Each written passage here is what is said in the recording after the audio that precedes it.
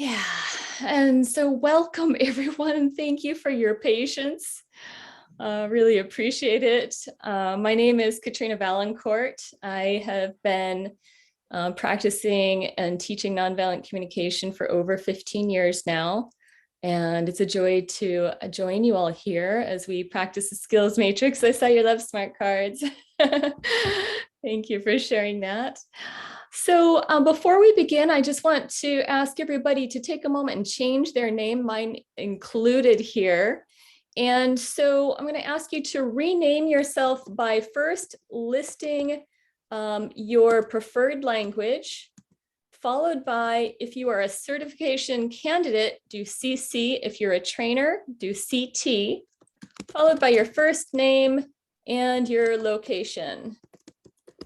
So I've just changed mine here, and I can just put those instructions also in the chat so you have that.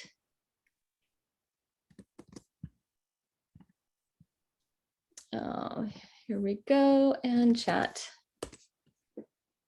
All right, and that will make it easier for me to put people into groups based on their preferred language.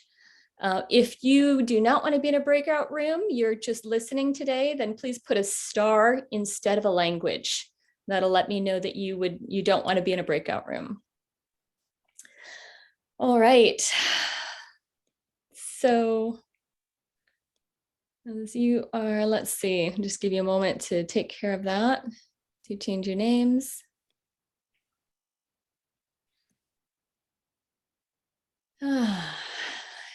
And also just want to take a moment to ground and settle, especially after the confusion that happened with this call today. And I also recognize I have this whole plan for us, and now I have less time than I thought I had to share it with you. So what I'd like to do is a brief grounding meditation, where we just get connected, grounded, and here, ready for our time together. So we'll just spend about 2 minutes just getting grounded. With that, I invite you to, if you'd like, close your eyes. And start by just noticing the quality of your breath.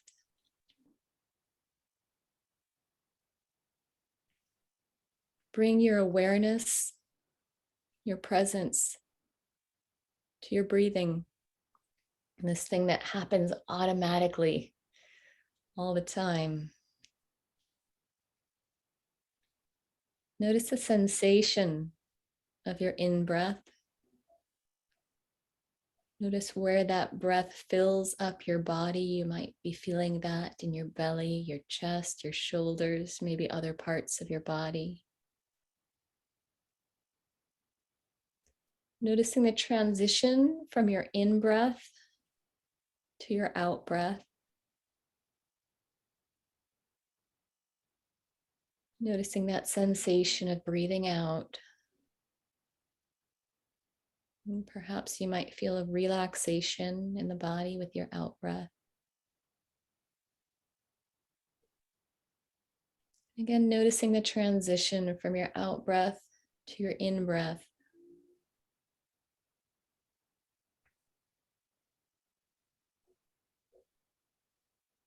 So we bring our full awareness to the circular motion of our breathing.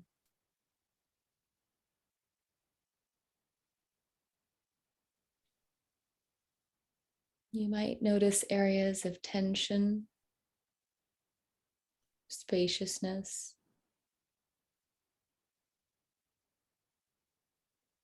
Perhaps you feel the sensation of your breath entering through your nose and exiting.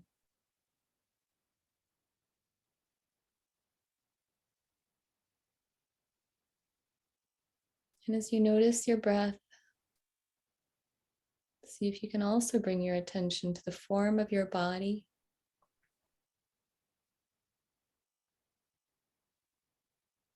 Your feet, your body supported by the chair beneath you, which is supported by the earth. Feel yourself supported in this moment.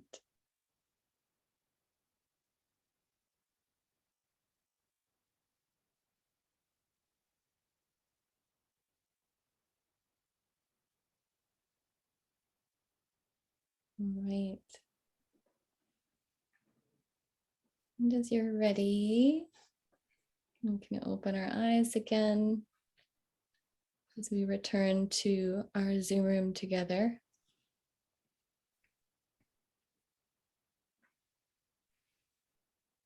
And I don't have time for everyone to do a check-in, but I'd love to hear some emotions that are present for you. And feel free to say them out loud. So you can just unmute yourself and say it out loud, or if you'd prefer to put that in the chat, feel free to put it in the chat. I see relaxed. Gratitude. Gratitude. Thank you for getting this meeting rendezvous happening. Magic of Yes. internet and computer. Yes, This is thank from you. Don. Thank you, Don. Discombobulation. Discombobulated. Yeah. Some calm, some sleepy, some fear and fullness.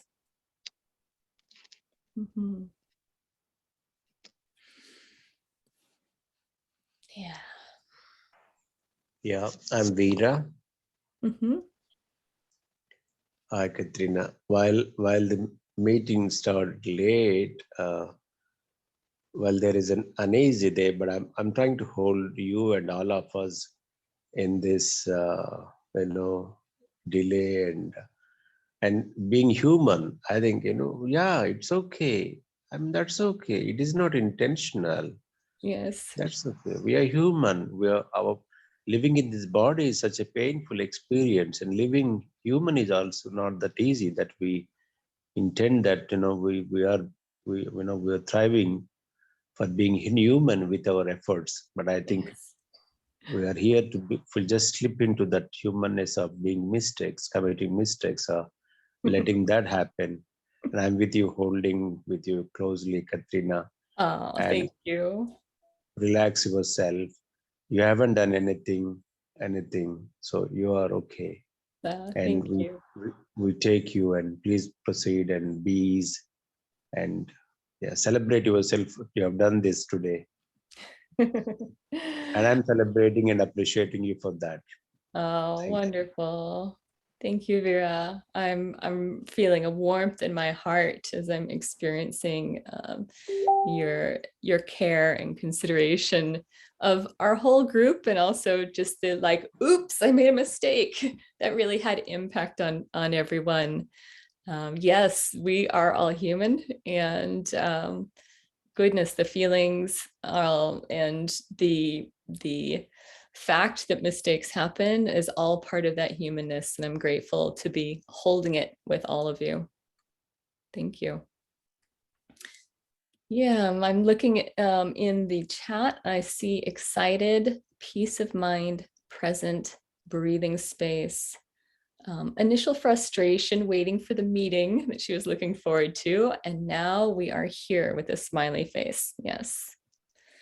Yeah, thank you everyone for acknowledging the emotions that are here and present. So I'm just going to take a look at the timeline to see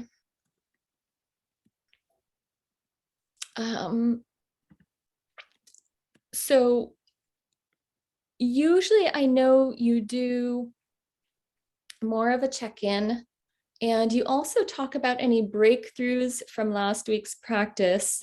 I would like to offer some time for maybe 2 or 3 people to share their breakthroughs. I really like to create the opportunity to celebrate those. And I'm also recognizing that if I were to stick to my timeline, I would start to introduce the matrix skill. And so I just wanted to let you know that that's what I'm holding in the balance. And with that, I do want to create space for people to share any breakthroughs that they'd like to share and have us all celebrate with you.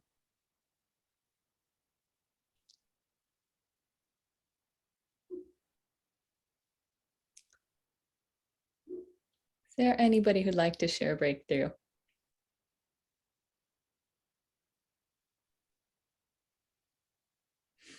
All right, I'm not hearing it. Oh, I see Juliana. Go ahead, please. Yeah, so the breakthrough I had was the ability to focus not on the other person's action when something upsetting had happened, but rather to focus on my own need. And when I did that, it was suddenly as if my need is important. That is what I can control. I cannot control the other person's action. Yes. So just let me go ahead and just go for my need and do what I want. And what was my need? It was really love, mutual, connection. Yeah. It was love, actually. So I just went out and did whatever I could to love in that interaction. And there was so much joy. Just Wonderful. And we are celebrating that with you. What a beautiful shift to move from upset about what another person's doing to the beautiful need you have and being able to take action to really nurture that need for love. Thank you so much, Juliana. And one of the things that helped me was Jory last meeting. Yes. When she shared, she said, just like you, that I have a need for freedom of choice and, my own perspective. I value it. Can I also give other people their freedom of choice and freedom to have their own perspectives? And Yes. that is what really helped me to make that shift, yes, that I, and with an open heart, to make it with an open heart. Yeah. Yes. Thank you. I can really get the love that's flowing from you as you recognize that value for freedom of choice for yourself and for others. Thank you for pointing out that piece, that gem. Thank you, Katrina. Yeah. And Vera, I see you next, and then Karen. Yeah, I think breakthrough. Do you mean breakthrough with this program or in NVC general? So specifically looking at the practices from last week, and if you don't have something from last week, but you have another breakthrough that you'd like to share, that's fine. Yeah, so I think the breakthrough for me is, falling into this humanness of being this human into me, and I'm just becoming compassionate and trying to hold me. And there is lesson of self-beating and self-contempt, more of slipping into, oh yeah, I'm doing it, yes. Yes. Yeah, I'm celebrating each of my mistakes. I mean, I think I'm running with a crazy expected life for 4 decades, and I've spoiled and I've totally been rude, violent, and inhuman to myself. Now at least I'm walking towards becoming childlike and reclaiming my life humanly. And yeah. Beautiful. Yeah. Beautiful. I'm really hearing that shift into profound compassion, radical compassion, as Jim and Jory like to share it. So I'm really celebrating that awakening to what it is to be human, and tenderness and compassion along with that recognition. Thank you. Thank you. Karen, love to hear from you. Yes, I'd like to share my experience, growing experience, that the more I study and practice NVC, I have more courage. And I participate in a large group of leaders. The Zoom page might look like this one. And 3 times I've addressed this group of leaders with a minority view. And because of NVC, I've been able to express a request to a large group of people. And I did that again on Sunday. And I know that I need to speak when I feel an uprising of authenticity and my heart is going faster. And I know that it is mine to speak. But the tools of NVC give me the ability to speak clearly and make a clear request of this many people. So I am so grateful for this work because it's changing me from the inside. My heartbeat accelerates more often, but with the skills, I can execute what it is that I need to say to be authentic. So Beautiful. thank you. Absolutely. Thank you. I'm really celebrating the increased sense of power and compassion in your role as a leader, your ability to speak up authentically from the heart in a way that invites compassion and helps to shift the way groups are functioning. Congratulations on that. Thank you. All right. So I really appreciate those celebrations. It's really beautiful to hear those. And let's now move into looking at what our matrix skill is for today. So I'm going to do a screen share. And what we're looking at today is the skill of facilitating connection. So facilitating connection is defined as facilitating empathy and honesty in dialogue with an intent to create connection. So unskilled, right, starting at the bottom of this list, speaks at rather than with, debates, convinces, or doesn't speak up for one's own needs. Right, speaking at kind of a monologue in a way, except for there's more than one person present. Awakening, noticing life alienated communication patterns and attempting to have more choice about how to support connection. Right, so it's no longer an unconscious flow. We start seeing that it's happening and we're starting to figure out how we might be able to change that dynamic. Capable, conscious intention to connect, balancing honesty with inviting the expression of others. Okay. Conscious intention to connect, balancing honesty with inviting the expression of others.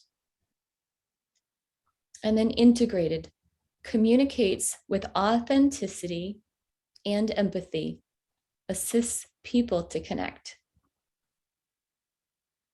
Communicates with authenticity and empathy, assists people to connect.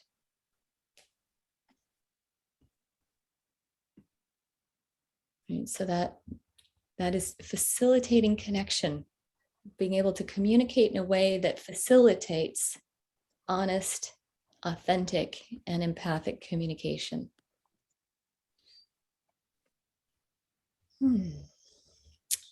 And with that in mind, we're going to start into an exercise. And for this exercise, I had asked Jim to put in the description.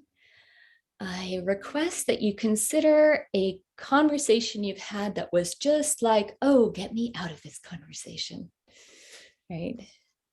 How many people have had the experience of being in some kind of a conversation with another person, except for it's kind of a monologue? They're coming with you with some kind of thing that they want to talk about. You have to listen to them. It's really important, really important. You need to listen to me. And you just find yourself going, wow, I didn't consent to this in your head, right? I did not consent to this. So we're going to use that as an opportunity today to look at how can we use NVC skills to facilitate connection. So with that, I'm going to invite you to pull out a piece of paper and a pen, or you can use your computer, but something to write with, to do some exercises to prepare you for a dialogue that we'll be having in our breakout rooms. I'm going to do another share screen here and pull up. Oh, look at that. I've got Zoom here. That's not what I wanted. Okay, this is the page I wanted. So it'll take just a moment. There it is. Okay, so these are the questions that I'm going to invite you to answer. That first one is, who is the person and what is the topic? So who's the person only matters in terms of you're doing a role play dialogue, and you're probably going to talk to in a different way to your mom than you would to your boss, right? So there's a little bit of a different relationship. So you could say who the person is, and maybe it doesn't matter. Maybe it's a topic and anybody who says it, you're going to have the same response. But sometimes it does matter. So I'd really like this to be something that supports you. And so I invite you to write down who is the person and what's the topic. And was there a question? Yes. Yes. I'm new here, but I have had that question on both sides of the fence. It's been me doing that to another person, Mhm. and the other person in different situations doing that to me. So Yeah. I am guilty of that because I tend to fill the space, and I have a need to connect so much that it's all about that. But when people do that to me, then it's like, oh my gosh. Yeah. I And so- really appreciate the self-reflection. You're noticing that it's not just something that happens to you. There's times when you engage in this kind of behavior. And so you can have a sense of like, oh, wow, I'm having a similar impact on another person as people sometimes have on me. And I don't know what skills to acquire in order to break that cycle, because that's a cycle that's decades long. Yes. Yes. So I really appreciate your interest in this. And that's what we're going to be exploring today, are what are the new pieces that you can put in that start to break that cycle. Okay. Thank you. Yes, definitely. I see in the chat, somebody would like me to post the worksheet in the chat. I can definitely do that. I have links to some of the screens that I'm sharing so we can print them out. I do have that. That would be helpful. All right, so I can do that. I see somebody took a screenshot, and please do feel free to write questions in the chat as well. It's possible I might miss something. So if I don't see it, please raise a hand to just cue me that I missed something. And Siva, I don't know if I'm saying your name right. Yeah, Siva. Yes. Is it something in our book? No, Okay. this is not in the book. Okay. Yeah.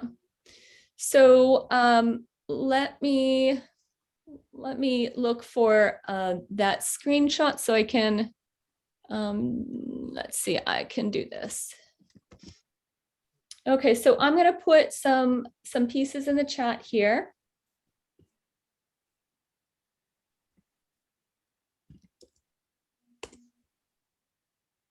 And I just want to double check that the last one is what I intended. Yes. Okay. Okay. So in the chat right now, you have the DeepL translator tool. If you need to translate it to another language, you have quick access to that. Then we have the emotions list. This will help you with some of those questions. The needs list. And then we have underneath that is the document that I was just sharing with you. So I'm going to do a share screen again and go back to that document. Just need to find it. Where'd it go? Oh, I'm just having some really interesting computer glitches today. Whoops. Okay, that is not what I intended to do.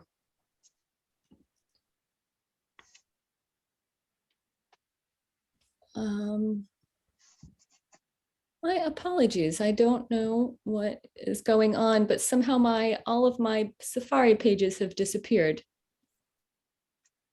What?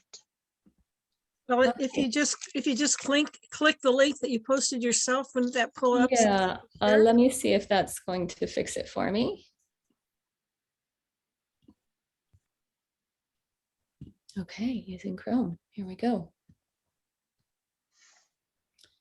Okay, so that first question again is, who's the person and what's the topic that they're talking about? This is going to be important because when we do a role play dialogue, you need to tell the other person who they're role playing so that you can practice with them. All right. And there are two different strategies that we're going to use to facilitate connection in this dialogue. One is connection requests and the other is feedback. And so these are some basic questions that can support you in getting ready to create connection and getting ready to give feedback. Okay, so question 2, you can see it's asking what they felt. So we want to, for that one, we're looking at the emotions list. I had that in the chat. That is the emotions connected to unmet needs. And then what do they need? So that is the link that has universal needs. If you need a list, those are there for quick reference in the chat link. And so then you're looking at, after that, how did you feel? So you're preparing for feedback. How did you feel when this person was talking about the topic? What needs were not met for you? And after you've done those 4, then you can start to consider what request might you like to make that could support your needs being met and might also support the other person's needs being met. So I want to give you some time to prepare your answers to these questions.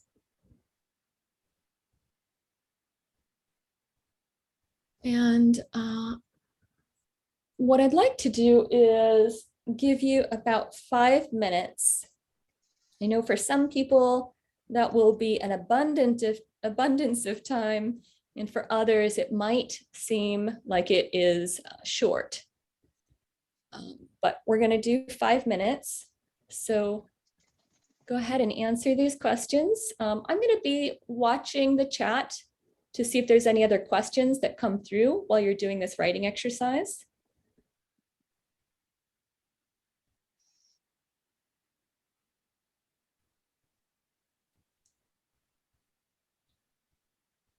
And thank you. I see the questions are also in the chat.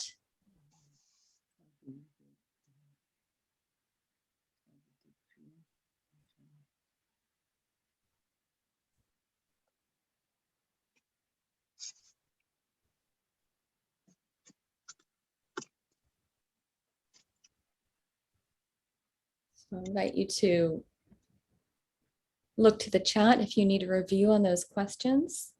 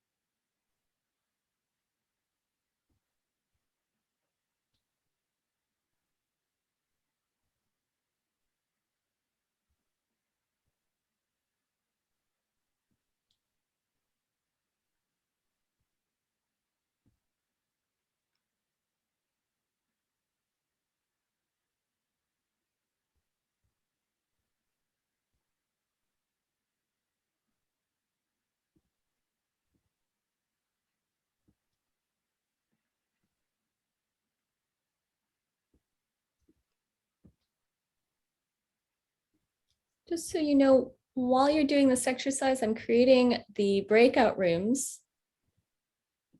So if you haven't put your preferred language down, I am going to, whoops, sorry, didn't mean to do that. I am going to assume that you speak English,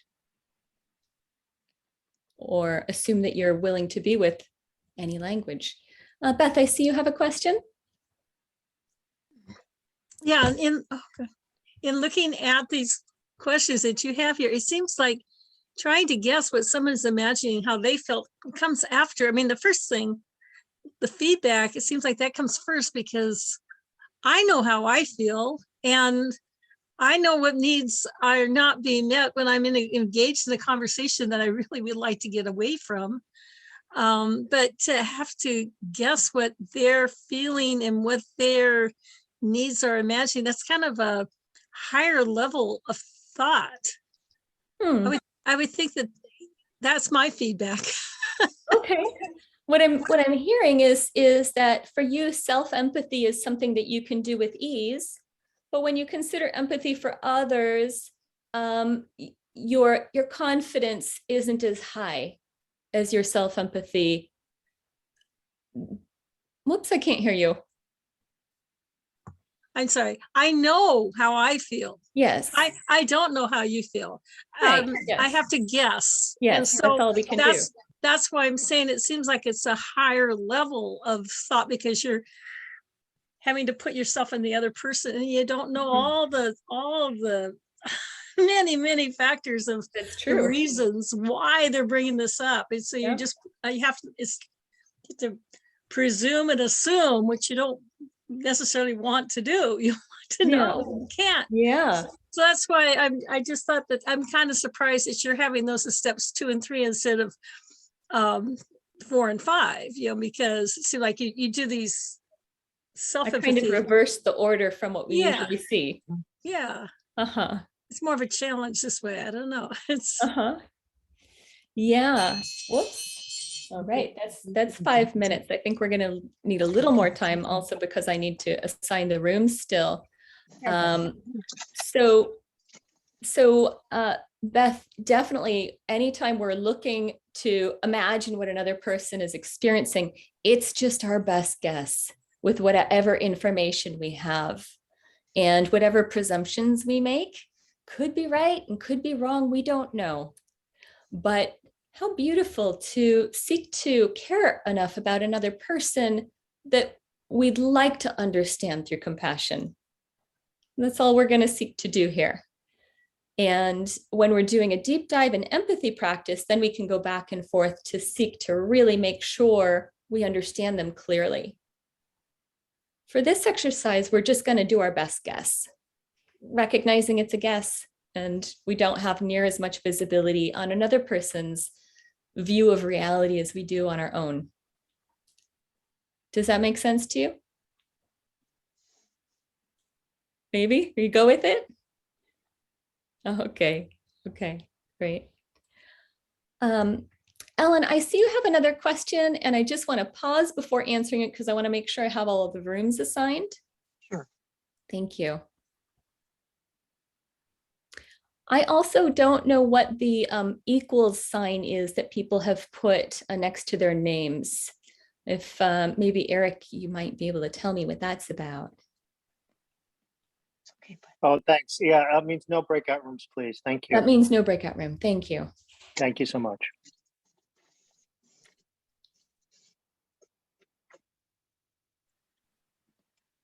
It appears I only have one person who speaks Mandarin. Yes, Katrina. Yes. I speak Mandarin, and I have a friend who does not know how to change her name. Okay. Her name is Zoom user, so you can put me together with her in one same breakout room. Did you see her? She came in late. Her name is Zoom on here?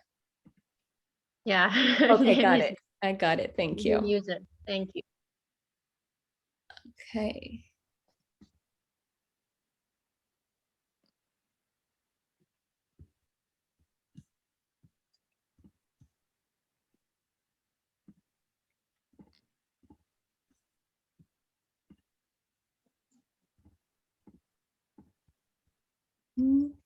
Getting there, just about there.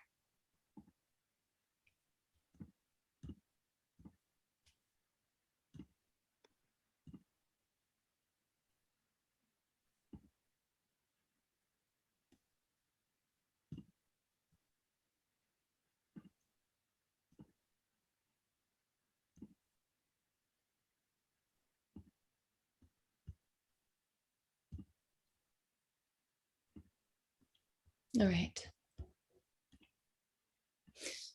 All right. And Ellen, you have a question. Yes, my training has been fairly, I have the needs inventory from previous training that's been about a year now. And I was taught that we can't assume, that we have to like write out the situation exactly as a scientist would. I do have this question answered from a friend, and I have her background and I know where she's coming from. And I also read her body language and her face when she's talking about these things. So do I just kind of blend it together and try to do the best I can with that? Definitely. It's really about making your best guess about what your friend might be feeling and needing, and being willing to not get it right. Right?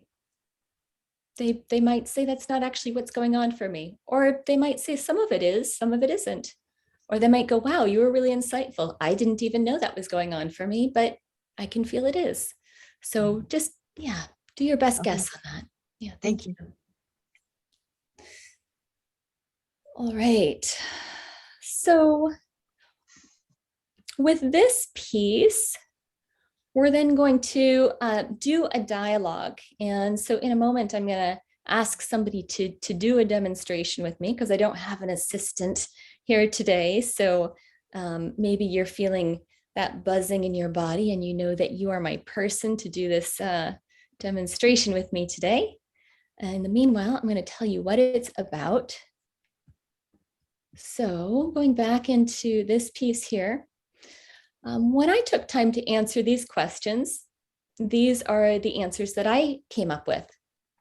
So for me, it's very uncomfortable if I have somebody telling me that I should get a coronavirus vaccine. I know this is one of those topics that people tend to really have a strong opinion about one side or the other. So for me, this is a very uncomfortable topic.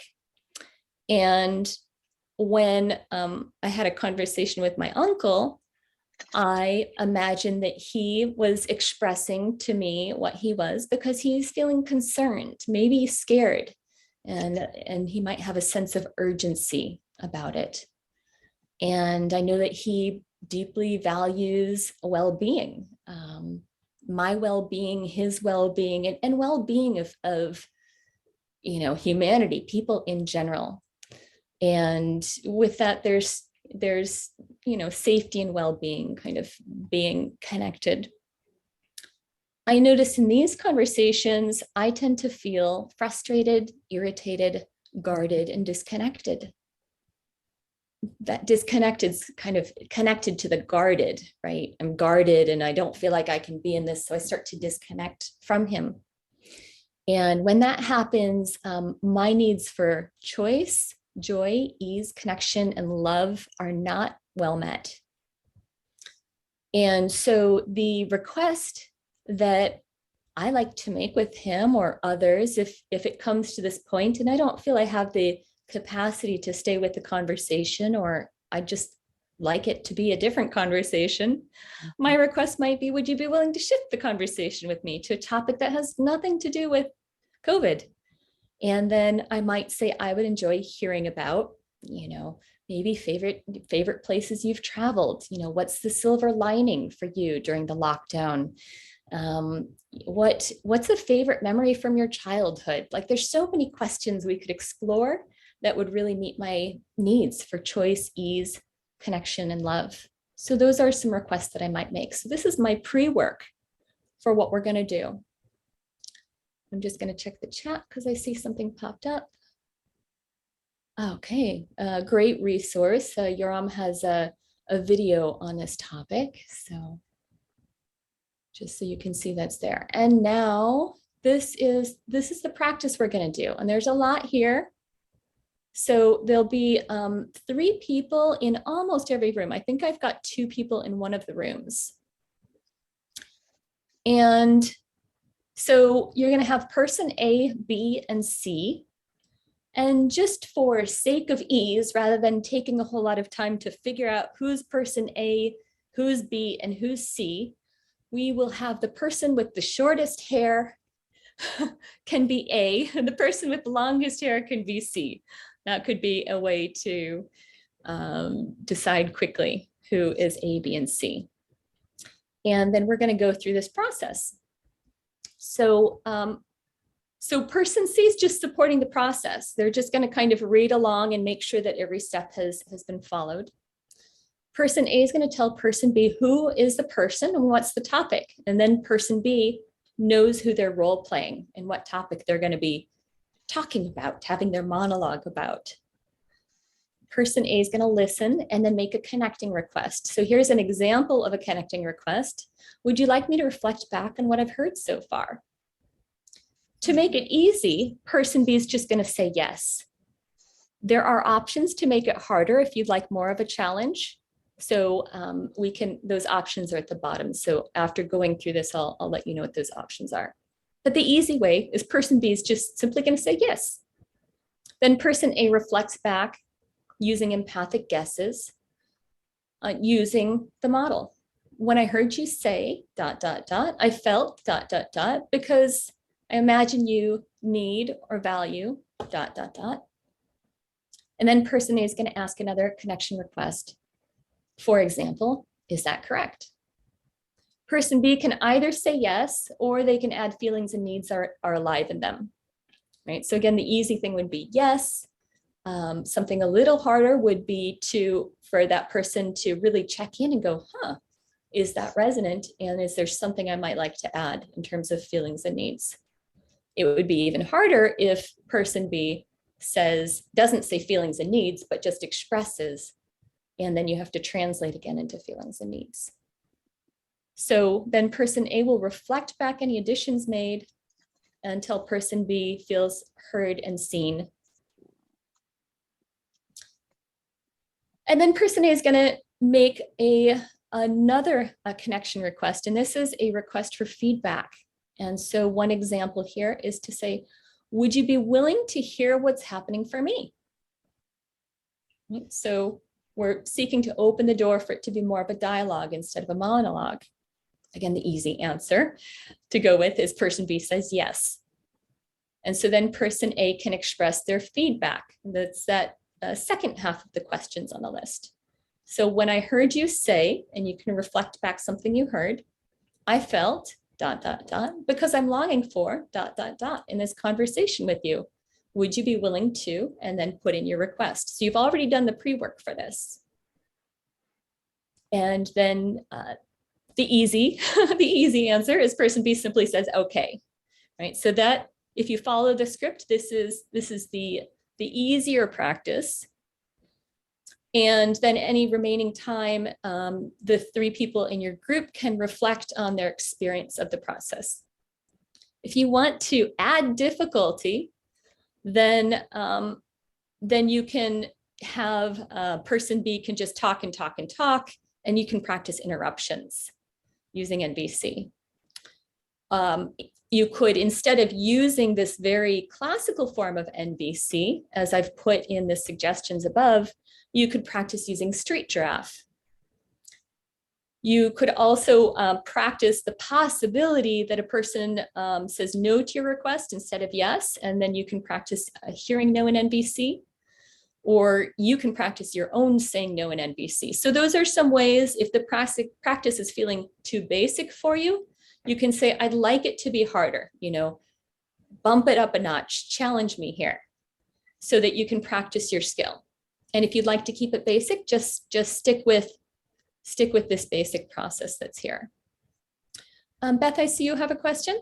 Well, once again, I'm having a difficult time reading that. It's really, really super tiny. And I'm wondering if you can have it available for us to download or get. Yes, drilled that in? is still, that is the, goodness, I can't copy paste. That is still that same Google link when I pressed share screen. Okay. It's that same one. So let me see if I can, I'll also put it in the chat, even though it's long. Yeah, thank you. Absolutely. Thank you for asking what you need. I can't seem to copy paste it in the chat. I don't know if anyone else is able to do that for me. Let me try again. Copy. Paste. It's not copy pasting.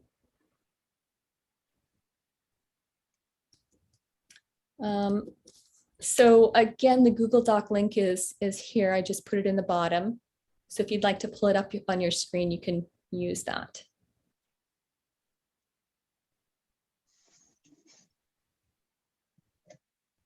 All right. I'm wondering if there is anybody who would be willing to do this role play with me. You get to practice being my uncle for this.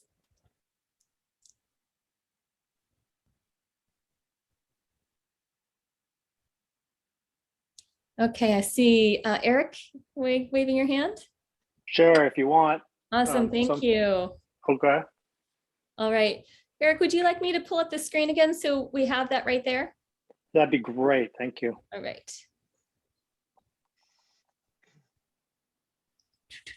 Here we go.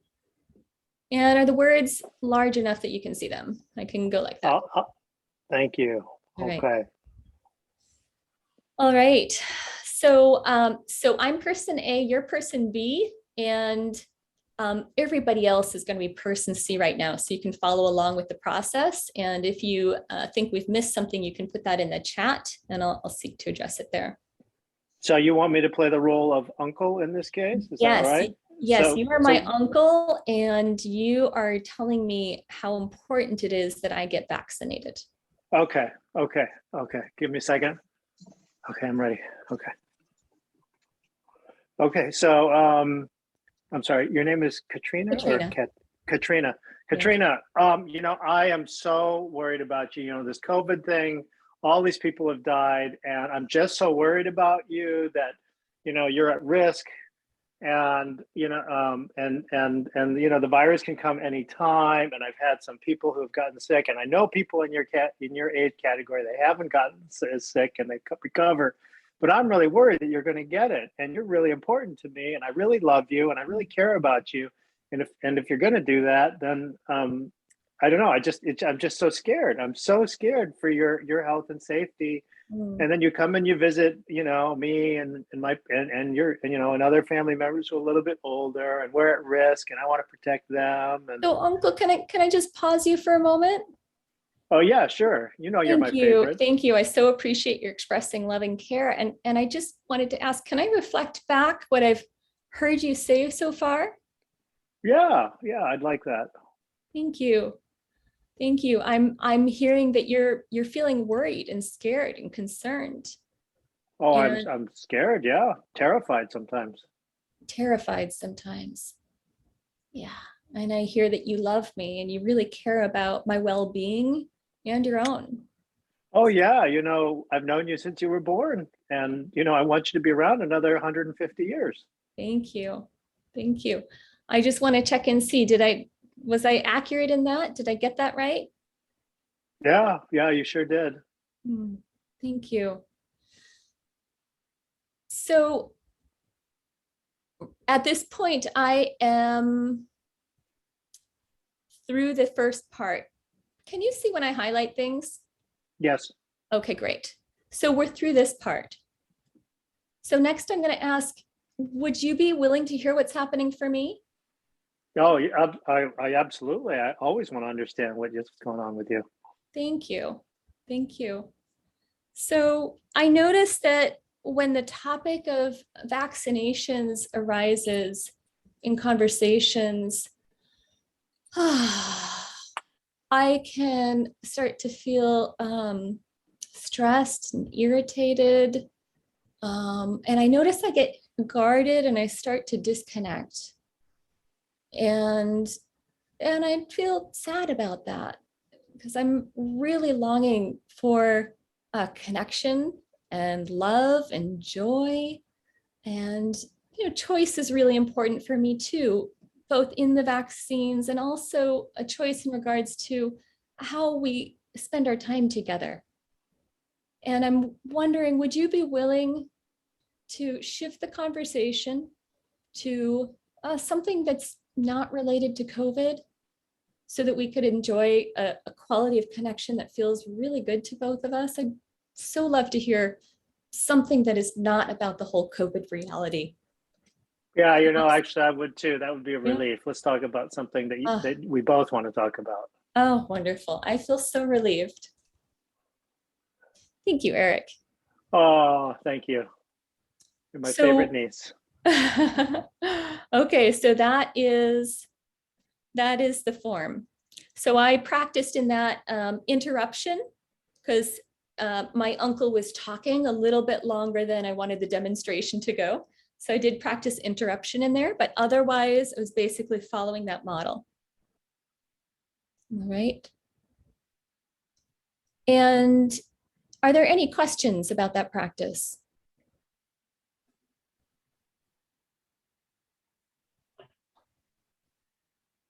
I know it's a lot to follow. I do see one question and I can't see your name because it's covered. Jeanette, there we go. Okay, sometimes I call this issue in nonviolent communication total avoidance. When there is an issue that's dear and one person wants to totally avoid something completely and shift the focus, they don't get to the real truth of the issue. And they avoid the whole thing and it never gets really dealt with and it comes up somewhere else down the road. So I hear reflecting and I hear requesting, but I don't hear truth. Like, what is the issue here of why there is this disconnect to begin with? It's really not the vaccine, it's something deeper, but that's the issue. It doesn't get addressed. So, so what I'm hearing is a sense of frustration because sometimes there's something that feels really important, and the other person's strategy is to say, I don't want to talk about that, and I don't want to address that. And that's the other person's strategy. Am I hearing you right? Correct.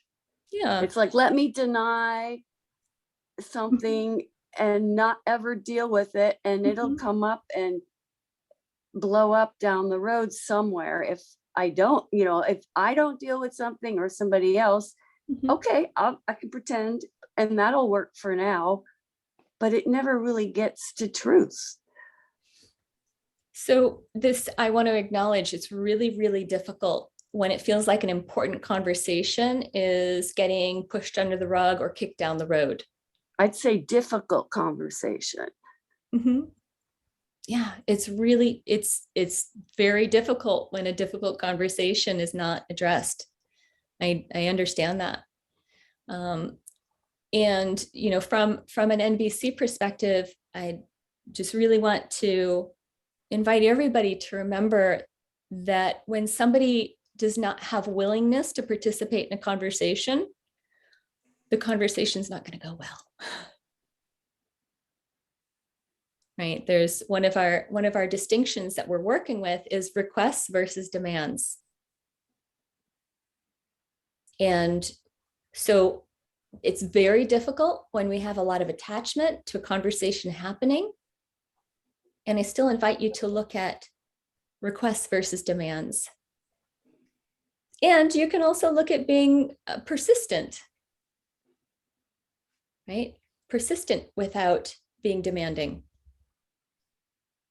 So I understand that this is difficult. I mean, and I also chose a topic that's very, very charged. for this practice, I'm going to invite you to just let it be okay that the conversation's not going to happen. It would be a much more advanced practice to go into the bigger dialogue that encourages the difficult conversation to happen at some point. So if we had time for that, I would love to include that. And I'm concerned that we won't have this practice if we go into that practice. Yeah.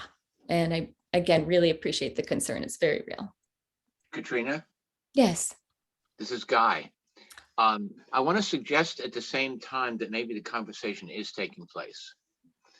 That there was a conversation that I perceived between you and Eric, and that both of you agreed affably to talk about something else for the time being.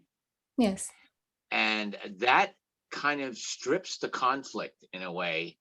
That the conflict really could have been, no, I'm not willing to let you go down that hole, down that route. And so there's a part of me that's seeing that a conversation did take place. And that's my observation. Mm-hmm. Yeah, thank you. Yeah, there is an authenticity, which is I'm unwilling to have that conversation. It's not feeling like it's serving life right now. So that is an authentic conversation. Right, that's what I was saying. Yeah, thank Yes, you. Thank you, Guy. And Beth, looks like you have a question. Yeah, I was listening to what Jeanette was saying, and I was seeing the flip side of it. On one hand, it is frustrating when you have a very extremely important topic that you need to address, but if the other person's not willing to talk about it, then you have a disconnect and you have to start at a lower level. And I did have a conversation like this with my son today, where he was wanting to once again rant on. And when I was just like, can we please, I would like to know about my, what's going on in your life, rather than why are you? Yeah. So there's two sides to it. Yes, It's multi-sides. Yes. But anyway, maybe we should get into our groups. All right. Yes. So we're seeking to negotiate for win-wins. Arik, is your urgent question? Yeah, I'm feeling really challenged by all this, and I was wondering if I could just be an observer. Okay. I don't want to get into a group and then not be able to provide the support. Okay. Sure. I think that you're in a group of 3. And what I would say is I want to give, I'd really like to give a half hour for this exercise. That's going to run us tight in terms of being able to do a harvest and anything afterwards. But I do want to give that half hour. So each person has 10 minutes. So Arik, you could observe the other people doing this first. And then if you'd like to give it a try, you could. Okay. Or you can just go into discussion about the practice and see what insights come from that. Okay. All right. All right. All right. So I'm going to put you into the breakout rooms then. And I'm going to set the clock for a half hour. I'll let you know when we're 10 minutes in and 20 minutes in. And I think I can also share screen to put up that whole process that we're doing. So I'm gonna, it'll be the first time I'm doing that, but I think it works. There also, I'm told that when you're in the breakout room, there's a little ask for help button in the upper left-hand corner. So if you need me to enter into one of the breakout rooms to support your process, I will do my best to show up for people who need some help. All right, so with that, I will see you in 30 minutes.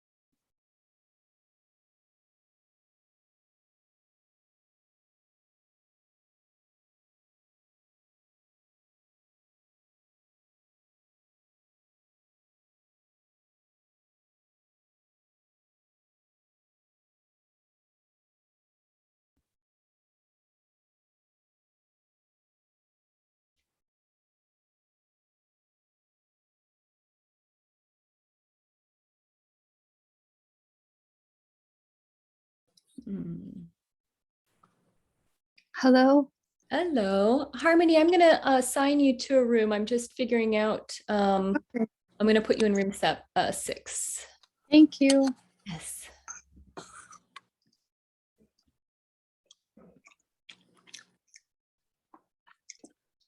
Could I be an observer as well? Sure. You'd like to go into one of the rooms? Yeah. Okay. Let's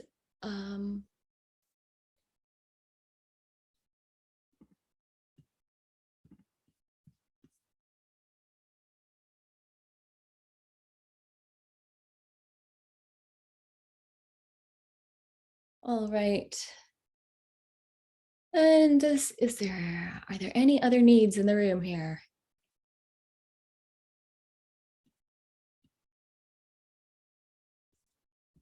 Okay, I'm going to pause the recording. So welcome back from the practice. I recognize we only have 4 minutes left if we stick to that 8:30 timeline. So what I want to do is make sure you have the information where you can see the recordings, you can donate, you can, all of that stuff. I'm going to put it in the breakout room so that you have that. And then we can give some time to harvest our learning. Let's see. I know I wanted to mention Jim and Jory are doing some fundraising to translate one of their books. And so please know that your donation would go to support that. And I'm going to also add this for anybody who would like to connect with me, could use some support after our session. So you've got that. If you need to leave at 8:30, I totally understand. And for people who would like to stay, I want to make sure that we have time to really harvest our experience for today. All right. So, Siva, I see you have your hand raised, and I'd love to hear what you'd like to share. I just wanted to, I didn't know that you knew that you can just leave this portal open, which is what. Yes. I just wanted to remind you. Thank you. I will. Yeah. Because I like to stay. And great. I will leave the portal open. Thanks. Yes. It looks like somebody's talking. Jennifer, it looks like you're talking. Sorry, I put the thing the wrong way. They also put us back into breakout rooms if we wanted to continue it. The group and our group might have a need. So, yeah, I don't know how it's done or what happens. Okay, yes, I can open the breakout rooms when we're complete. So if you'd like more time with your group, you can do that, and I'll just leave the Zoom room open for people to become complete with wherever they're at in their practice. Love to hear something from the harvest. We dealt with some difficult topics, some topics that tend to be triggering, and we practiced some connection requests, empathy, feedback. Let's see. I see a hand raised. Rob. Yeah. Hi, Katrina. Yeah, I have kind of a fallback when there's a situation and I don't want to hear something that's going on. I'll get into getting into the mode of saying that I feel torn. I really want to listen to you. You know, I feel close to you. I care about you. But I'm feeling torn because I'm also feeling exhausted, or I can't follow you. I can't be with you in the way I'd like to be. Yes. So, so that kind of a cookie cutter. Yes. Thank you, Rob. I love that tool. It's very honest. It's very transparent about the process that you're in as you're trying to negotiate. Can I stay in this conversation, or am I really requesting that it changes in some way?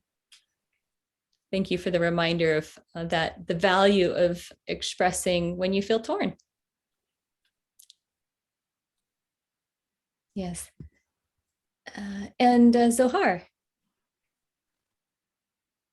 Yes, hi. I'd like to say something that is connected also with what Jeanette said before we went to the breakout room, and about the authenticity of the connection after we offer to change the subject because we don't feel comfortable, and about how confident we need to be to in order to be honest and say that, oh, actually I don't want to talk about this subject. And sometimes it either the connection or the subject can be so charged that there will be difficult emotions in us that we will need to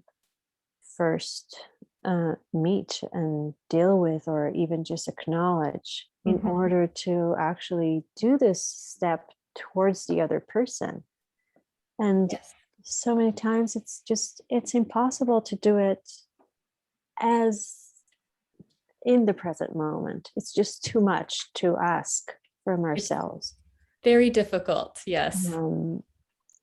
So I was wondering, maybe you can talk about this a little bit, have something to add, because I think then if we try to do it, but we're not really fully connected to what's going on within us at that moment, then really the conversation can go to this non-authentic route, like Jeanette said, that we don't really connect. Yes. Yeah. Yeah. Thank you, Zohar. Yes, I agree that there's a certain amount of confidence or centeredness or clarity in yourself that you need to be able to really assert with care that you need to change the topic, or there's some kind of boundary that you need to express. And it's very difficult to have that level of confidence or clarity if you haven't done the work to really tune into yourself, to really understand your feelings and needs, including your care for the other person. So I can empathize with the challenge of that. And yes, in the moment, it's very difficult. A lot of these skills can be very difficult in the moment. And that's why we practice. We practice tuning into ourselves. And I'm guessing everybody here has experienced that when you first started doing self-empathy, it might have taken a while. You might have spent like 10 minutes going, okay, what am I feeling? What am I needing? Where are my sheets? What are feelings anyway? Right? It's kind of this long process. And as you have practiced and practiced and practiced self-empathy, you can go, oh, what am I feeling? Oh, bam, bam, bam. This is what I'm feeling. And it becomes a lot quicker. So that's part of what makes it easier to do it on the fly in the moment when things are challenging, is that we've taken that time to really practice self-empathy and empathy for others. And we've built that muscle, we've built that reflex. And still it can be challenging. So you had asked what might help in that situation where you don't have that clarity. And I appreciate that question. The first thing that comes to mind is ask to slow down. I notice I've got something arising in me. I don't quite understand what it is yet. And I just want to ask if we can slow the conversation down. I really just need to tune in and see what's feeling uncomfortable. So we can always ask to slow down. If we need to, we can ask to take a time out. You know, something's not feeling good in this conversation and I don't want it to get worse. Can we pause this conversation? And, you know, I need like a half hour to just sort myself out, and then we can come back to it. So you could give a period of time, half hour, 2 hours, this evening, tomorrow, whatever it is. But that lets the person know this is important to me. I do care about it. And I need to sort myself out before I can really come to the conversation with clarity. Is that helpful? Yes, thank you. Yeah, thank you for the question. Ellen, I see your hand is up. Yes, I had been practicing with anxiety, and I have learned through other sources that by allowing it to kind of like get used to it, it comes in waves, but stretching the time out that I can tolerate and practicing that helps in the immediate situation. Mhm. So it does take practice behind the scenes for me, because I want to flit away from the conversation and avoid it. And I get really anxious and antsy. So I have to practice when I'm not talking to people, trying to be able to tolerate that anxiousness Mhm. and be able to verbalize without freezing up. And it Mhm. does take practice. It happens. Definitely. Definitely. Thank you, Ellen. I really appreciate you mentioning the challenge that anxiety can bring to any conversation.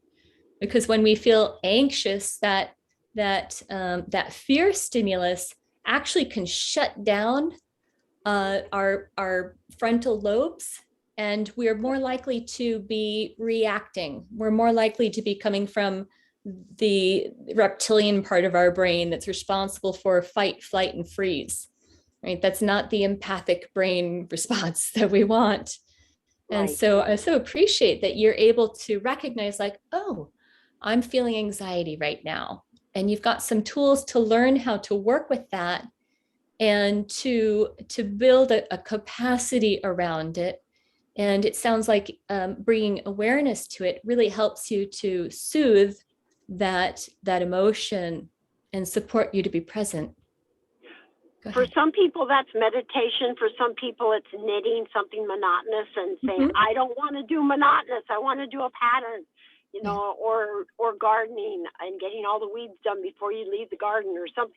It's just stretching that time out that you can tolerate Yes. edge. Yes. Yeah. Thank you for sharing that wisdom bit with us all. And Beth, I see your hand is up. Yes, I just wanted to express gratitude for this evening. This topic emotionally charged me quite a bit as my group partners witnessed, and I just really appreciate the listening and the empathy. And you just said something a few moments ago about having a half hour to have somebody to hear it out. That was a real gift tonight. I really appreciate that, because this exact thing happened today with the conversation, and having somebody to listen through it helped me a great deal. And I hope I can return the favor sometime. Wonderful.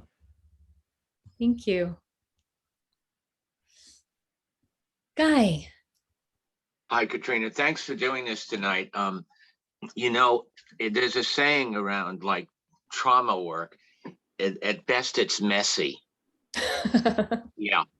And I think I'm getting used to that in life, including doing NVC work. Recently, I was asked to be a mediator at an NVC thing, and I tried it, and they asked me if it was okay for them to give me feedback while I did it, and I said sure. And they probably interrupted me every other sentence because I didn't realize it was so intricate in a way. So, and I was laughing during it because I you know, it was kind of like learning a new sport and not even know how to swing the racket or something. So I was aware of that tonight. There's something when we split off into small groups, you know, it's not always real clear what we're doing, even after it's been explained. And I think part of that is the emotional component. In my case, I brought up a scenario where somebody went after me yesterday in a text who believes is an anti-vaxxer, and it was a really harsh text from my friend. So I brought that up tonight, and the people in my group were very, very. We did it in a way that was kind of playful and also kind of messy. It's kind of like, well, with this and that and so forth. And the important thing, one of the important things was we got to know each other a lot better. Yes. So I'm just aware of this tonight that sometimes, I have found myself when I mentor some people saying, I really don't know what the hell I'm doing right now. And it's a real freedom to be able to say that. Yes. And I think that, as we've talked about in NVC work, it's not about getting the words right. And I keep thinking it is. Mm-hmm. That's a tough one to get beyond. Mm-hmm. I Rupture and realize. repair. What's that? Rupture and repair. What does that mean? Allow a mess to be made and learn to clean it up also. I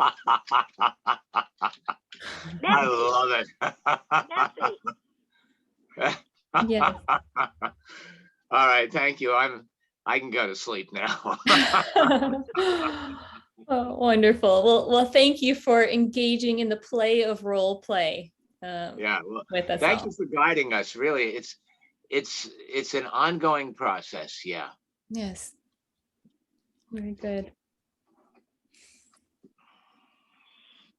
All right. Is there anyone else who would like to share in the harvest before I end the official part and reopen our breakout rooms for anyone who would like to go there again? And I can stay here for a while, but I do recognize some people want to go into the breakout rooms. I have a question. I came on late and I would really love it if I could see what the exercise really was. Do you have it written down? Because once you move us into the breakout rooms, all the chat disappears, at least for me. Did the share screen work? But I came late, so not. I didn't see the share screen ever. Oh, okay. So when I did share screen, it only showed up in my room and it did not show up in the breakout rooms. Oh, that makes it hard. Wow. Okay. I'm sorry that wasn't showing up. Harmony, I'm happy to share that. There's a link in the chat and I can copy it and resend it. Yeah. So let me do that again right now. Oh, somebody did it. Is that it? Okay. Yes. Whoops. What Oh, did wait. I just put in? Eric put it in. I did the wrong thing. Thank you, Love Eric. Smart Cards is not the right No, thing. Love Smart Cards. No, the Love Smart Cards is just in case you would like to do a half-hour one-on-one with me. That's something I offer to people complimentary once every 3 months as just a gift of connection and supporting the work. So you're welcome to. I like that too. Okay, great.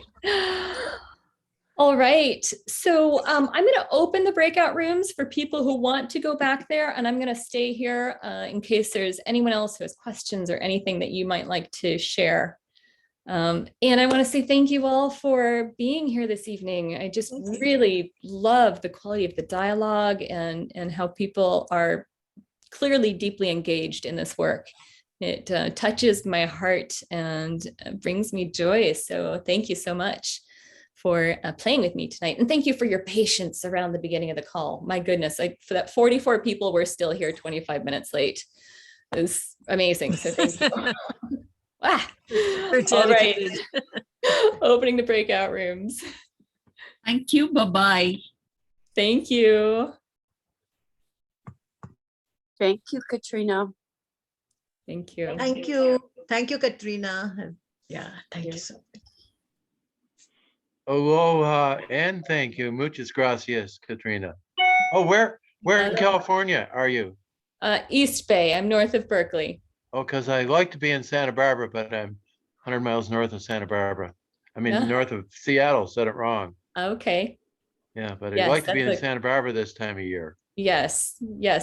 Santa Barbara is much warmer than north of Seattle. Well, this is gray, rain, shorter days. Yes. Thank you for sharing and leading tonight. Absolutely. Really appreciate it. Katrina, I have one one question, please. Yes. In the request part, Katrina, you've just said, would you be willing to shift the conversation? Yes. Yes. And also, you had also said that, kind of including the other person's need to kind of talk. So it's just not my need to not talk about COVID, but the other person's need to talk. So how do we do both, take care of both the needs? I feel possibly that would be more connecting. This is like, shifting the conversation is more like I have no capacity to hear, which may be the truth also. But it may not be so connecting. I'm just having that thought. It's true. Sometimes it's not connecting. There are times, I've had this conversation with plenty of people, and there's times when I ask, can we shift the conversation? And they say, no, I insist, I need you to. And I understand they have pretty big emotions and certainly needs for well-being. Again, their own well-being, my well-being, society's well-being, and that's a big need. Like that's a very weighty, big need. So to leave that unaddressed could be disconnecting, and the person may not be willing to end the topic. At which case I have to say, am I willing to engage in the topic? And is there any way I can set it up that could work for both of us? Or am I not willing to? And do I need to end the conversation? Yeah. Yes.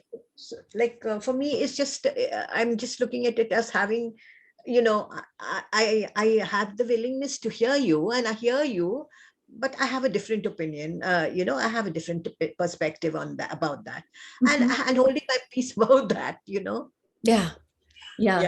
And it's difficult. I mean, you can also go into, can I reflect back what I've heard from you? And then would you be willing to hear my response? And we'll just keep it to, we share like 2 minutes each. Like you can really set it up however you want. We take turns. We each have 2 minutes to talk, and then the other person reflects back. And we're going to use a timer because 2 minutes is going to go by quickly. Like you can really create it however you want to create some level of balance and back and forth, and both people feeling really heard. If you have the ability to hold that container.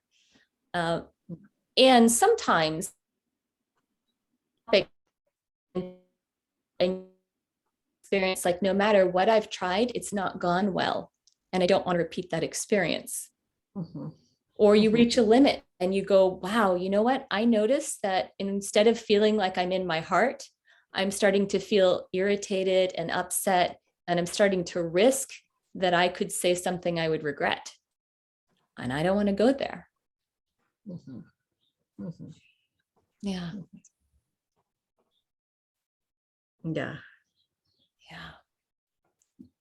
But what would sorry, can I just add in here?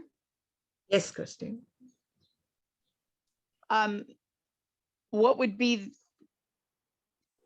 like, staying on this topic, right? There's the 2 minutes back and forth. If it's just facts, that gets nowhere. I think this, and or I know this, and then you say I know that, and it, like, how do you contain around it? I don't know. There's got to be a way to get at the deeper fears or needs that are behind, right? Like without getting lost in the weeds, right? Sure. And it's going to depend on the self-awareness of each person in the conversation. A lot of people don't know how to go into feelings and needs, and they just stick with argument. And they believe that they're stating fact when they're not actually. We can't say for sure because we've got experts who are disagreeing on the facts. So it gets really messy, especially on this particular topic. But there's all kinds of, we've seen, this is one of the many divisive, politically charged topics of our time. So it can get really messy.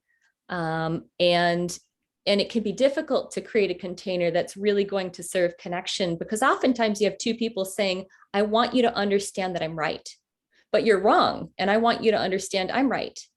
But you're wrong. But I want you to understand I'm right. And that's the whole dialogue. And that well, that's what a I'm frustrating saying. one. Yeah, it's a frustrating one. That's what I'm saying. But there's obviously, you know, needs under the feelings and needs underneath. Yeah. Absolutely. So we can pull out feelings and needs and ask if they can engage with us on that level. And we'll probably, on that argument, we're going to come up with very similar feelings and needs.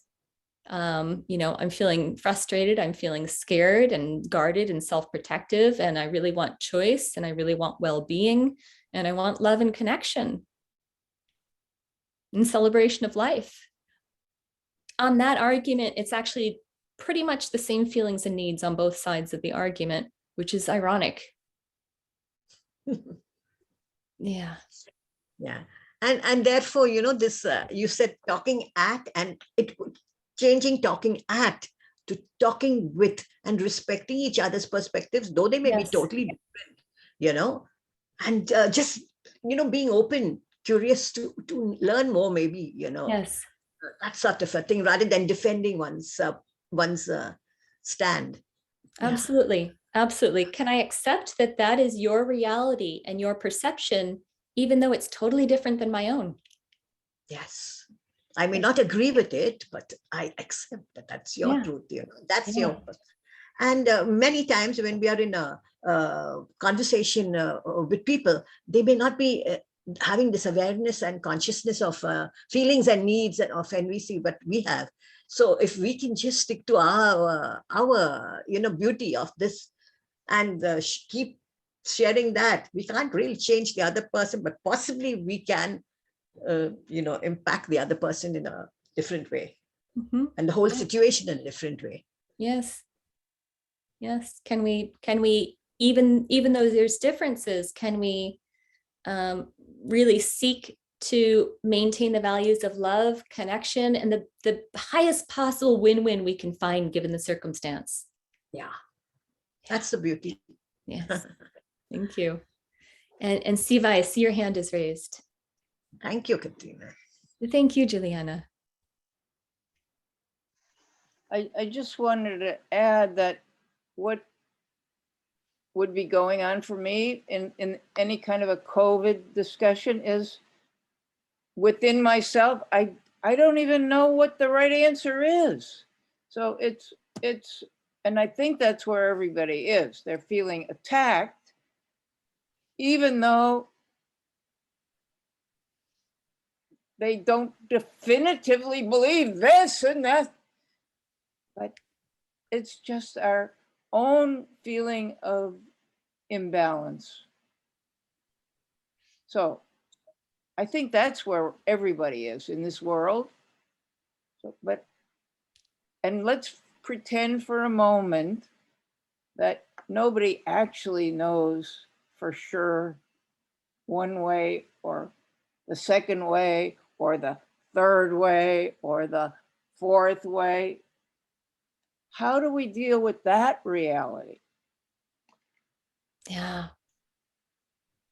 I appreciate the question and the inquiry, and also the strategy of saying, I don't know for sure. And I don't know that anybody knows for sure. And I don't know that anyone's willing to admit that they don't know for sure. It's an interesting space that we're in.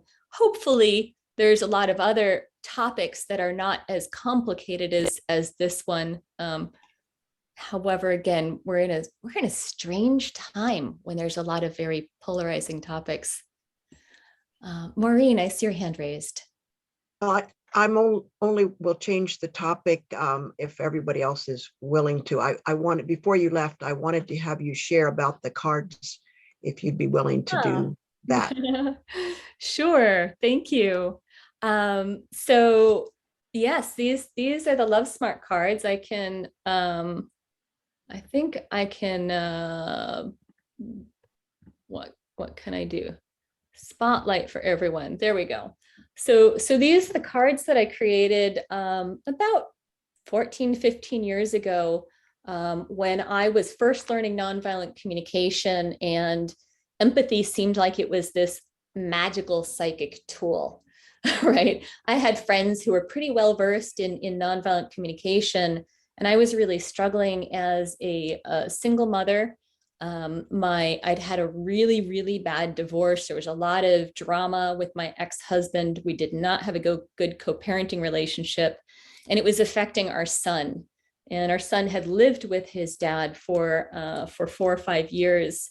And I had been able to establish weekday custody again with the help of a friend who got an NVC facilitator to support us. But I was going through a lot of really big challenges. Again, my ex-husband and I, we couldn't talk without fighting. My son was throwing fits. He was screaming, "I hate you. I want to live with my dad," on a regular basis. And I was, oh my goodness, I was really struggling. And I knew that nonviolent communication was a very powerful tool, and I knew it could help me. But again, like, empathy just seemed like it was a psychic tool. And I experienced the Grok cards in a workshop, and all of a sudden it was like, wow, okay, I can flip through cards, and my empathy using cards is spot on. And that was a very big revelation for me. I ended up creating this tool, which is a little bit different because there's 2 sets of emotions cards. I've got the emotions connected to, I'm calling them longings. So emotions connected to met needs and emotions connected to unmet needs, right? So you can do a gratitude practice and an empathy practice distinct from each other, as opposed to having them all together. And then universal needs cards. And I give synonyms for needs so that people can start to speak more naturally from the beginning. Also, because there is such a challenge with the concept of needs, right? It gets collapsed with the idea of being needy. That's part of me choosing longings. Longings, in my experience, has a softer tone to it, and as opposed to needs, which can be confusing for people who are new to nonviolent communication. So there's the empathy practice, and there is gratitude practice. And one of the things I also learned early on was that if I was always empathizing myself, doing self-empathy and empathy for others about things that were painful, I was really focusing on a lot of pain. And it was really important for me to say, okay, I'm going to empathize for myself for all of the challenges I've had with my ex-husband, but I'm also going to practice gratitude for the good times and the needs that have been met, as a way of filling my cup and saying it's really worth bringing my heart to this relationship. And then it also has these character strength cards. And so this is something that is distinct. Character strengths are also called virtues. And the question that I ask here, well, there's a bunch of questions I like to ask, but what are the qualities I want to bring to the table in this challenge, right? So sometimes you might find NVC somehow doesn't fulfill your needs. The other person will not talk to you. You just hit dead ends everywhere you go. You cannot figure out how to work out a challenge with another person. You can still ask yourself, what am I going to bring to the table?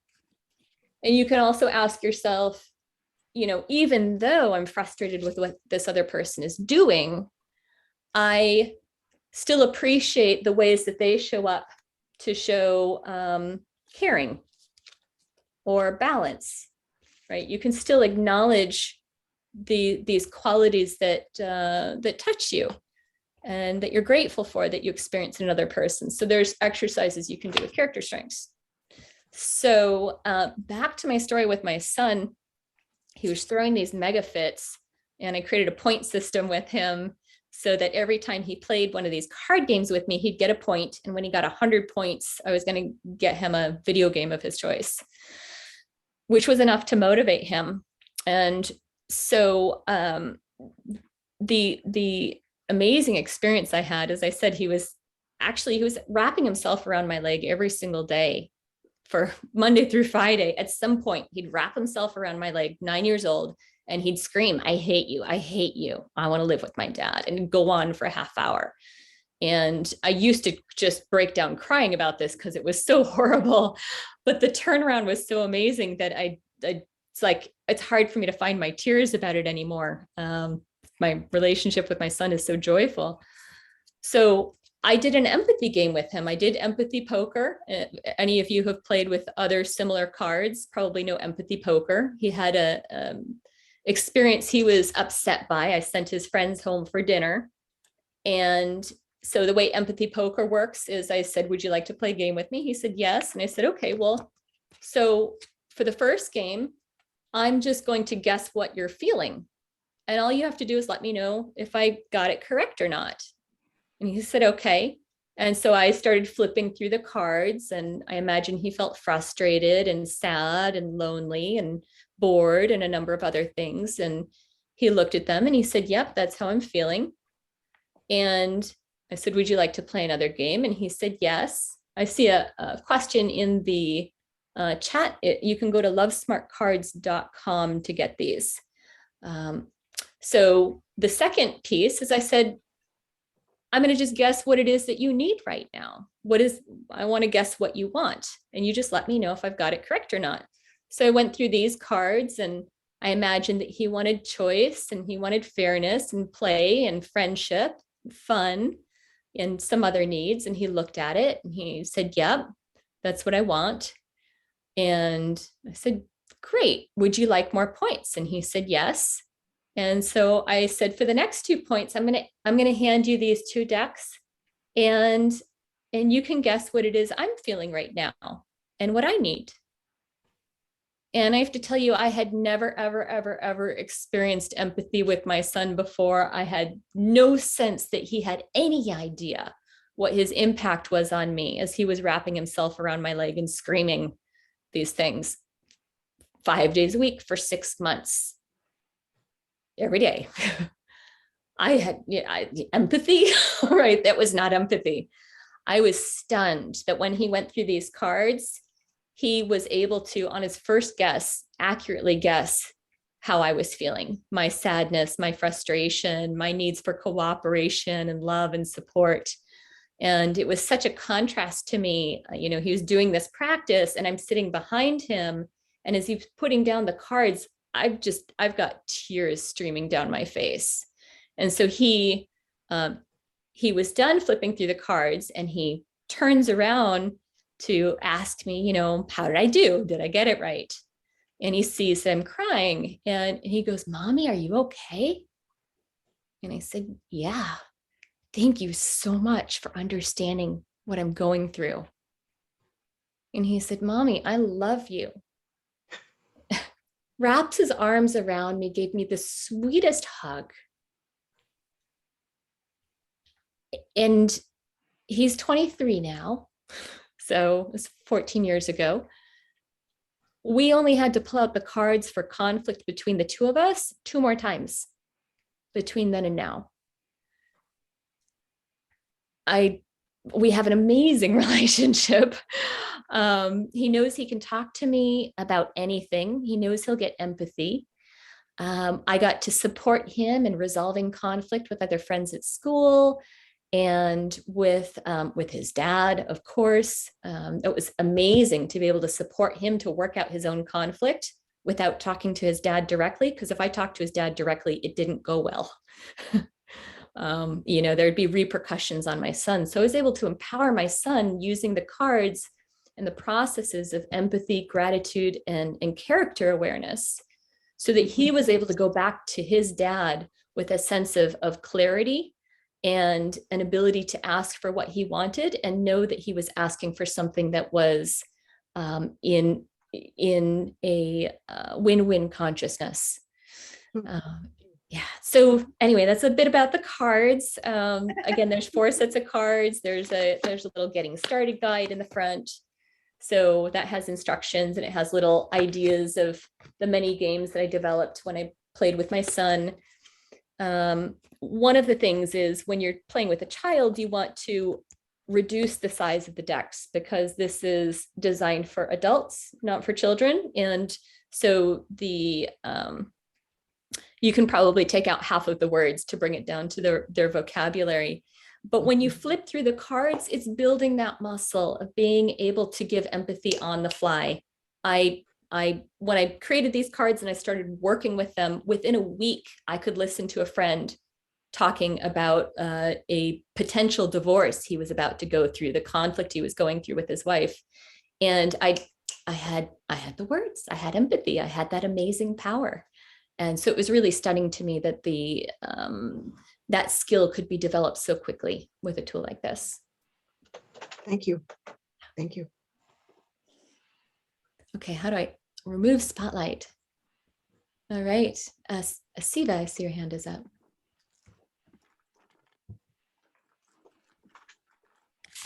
I'm looking for something to write with. One more time with the name of the cards and how I can get it and how much are they, and then I have more I'd like to say. Sure. Let's see. So there is Love Smart Cards is the name of the set. Smart Cards. Yeah, and you can go to lovesmartcards.com. You can also go to Amazon. Can I avoid Amazon? Yes, you can avoid Amazon. Some other people, it's helpful for them to use it. So I just wanted to make it known that that's available, and I totally understand not wanting to use it. I also see a question around shipping to Canada without duty. I think there's some kind there. I think it's about $20 in shipping and duty fees. I'd have to look it up again. But there are fees, and I can't avoid that unless you live in Alberta, in which case I have a distributor in Alberta. But shipping from Alberta to another place in Canada is again $20. Okay, can I ask a personal question? Sure. Okay, so first of all, I wanted to say, even at the beginning last night, my husband and I went to a new film in a theater, but I think it's also available on Netflix. And the film is called Parallel Mothers. Mm-hmm. It's a new film, and I think you would really, really enjoy it. Okay. And it touches on issues that you raised. So, Parallel Mothers. Yeah. Okay, I'm writing it down. Yeah, it's a really good piece for a bunch of people to see and then talk about. Mm-hmm. We're in a movie group where that's the pattern, and it's so much fun to do that. So when I'm going to tell my story, and okay. My And story. I just want to pause you just quickly because I see some questions coming in on the chat. So I want to address that and then come to your story. Does it work for you? So yeah, so the cards they're $60 US, and if you purchase, they're $60 US. And if you purchase them and then send me an email and let me know that you were in this group, I'm going to put $20 of your purchase into the donation box for the translation to happen, the fundraiser for Pathways to Liberation to be translated. So I just wanted to clarify that piece. Is it any less if you buy more than one box?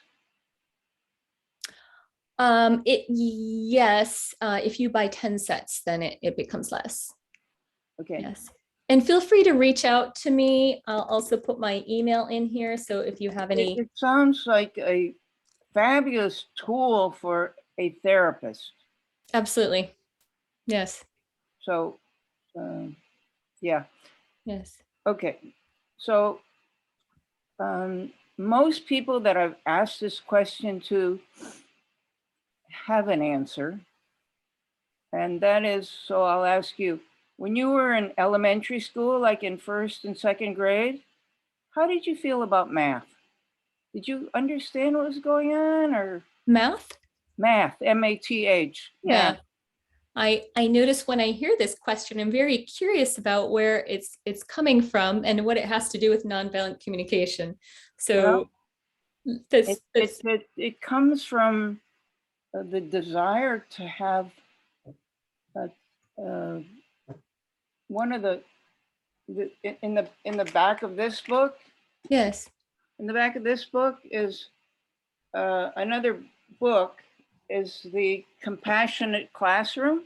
Yes. That's what we need. Oh. Because you know what? When kids are in elementary school, they absolutely do not understand basic arithmetic. Huh. And they're just memorizing it, and they're not,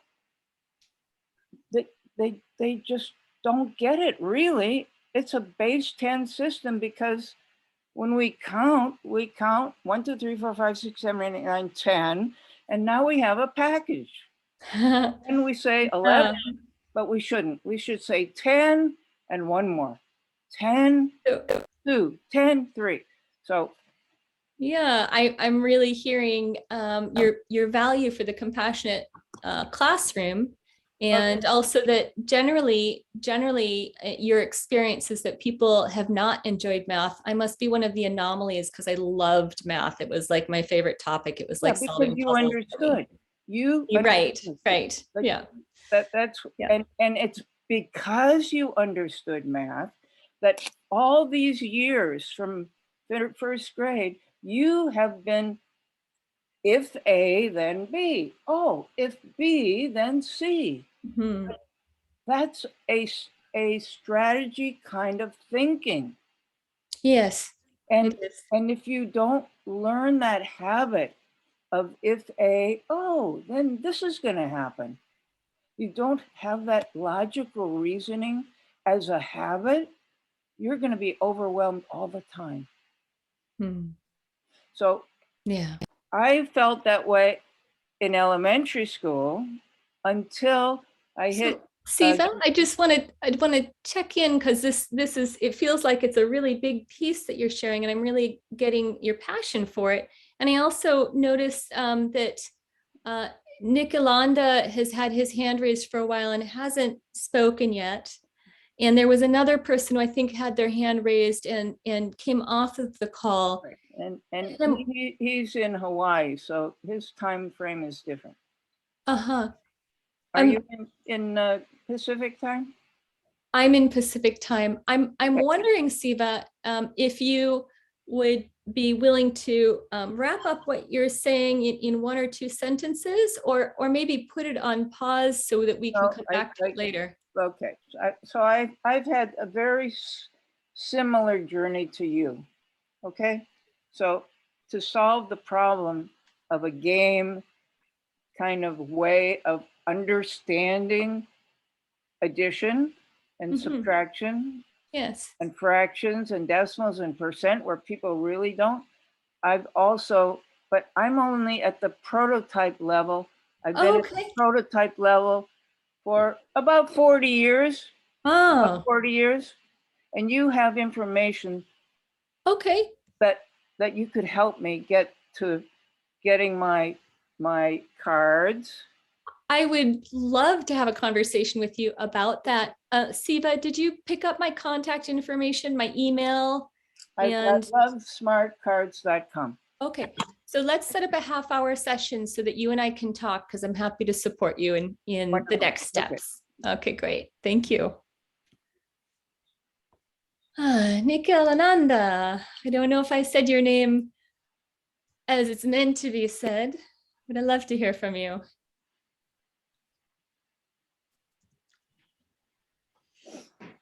Yeah, mahalo, Katrina. I put a couple of messages in the chat and didn't hear responses, so that's why I put my hand up.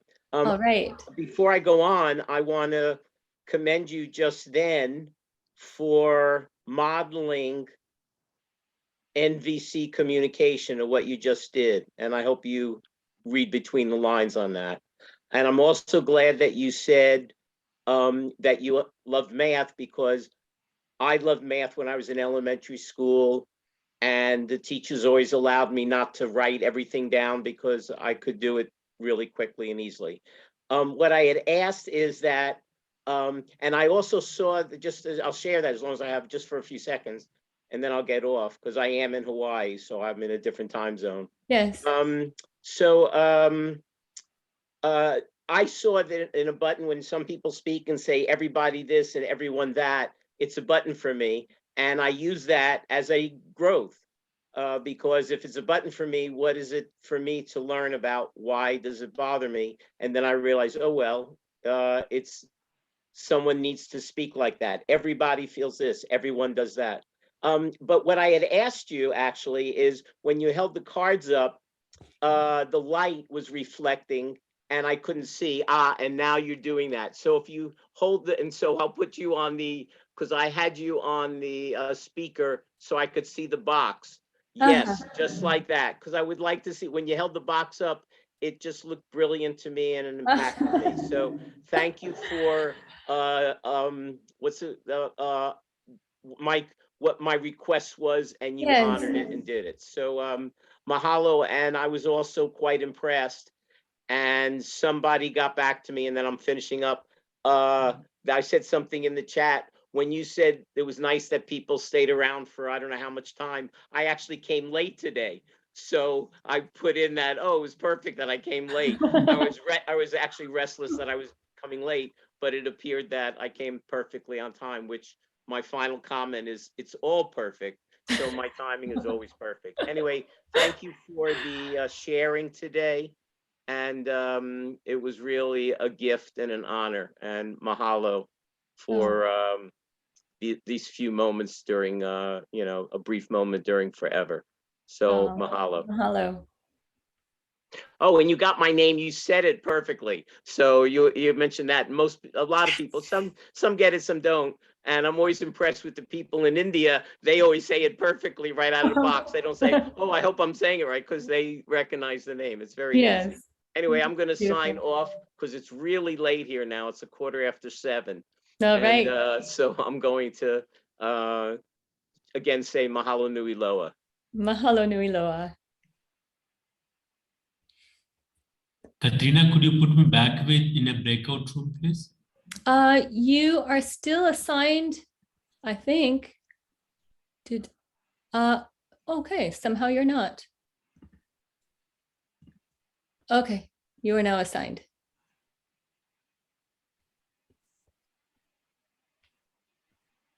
Okay. All right. Just for a moment, I'll show you the website.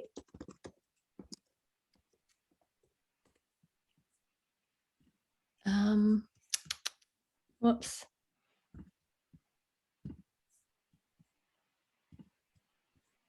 All right. So this is the website that I have to display the cards, a little video about the cards and their creation. You can see the cards here, and of course you can flip through them to see what they look like. And somebody had asked also about connecting in Canada. So Linda Switzer lives in Alberta, and so she just does wonderful work, and she is my Canadian distributor. And then Makiko is in Japan, and she's translated these into Japanese. So if you're interested in a set that has both English and Japanese, that would be through Makiko, and she is shipping out of Japan. So that needs to be taken into consideration in terms of getting that set of cards. But that is the website, and that's where you can find me and more information about the cards. There's also a free stuff tab.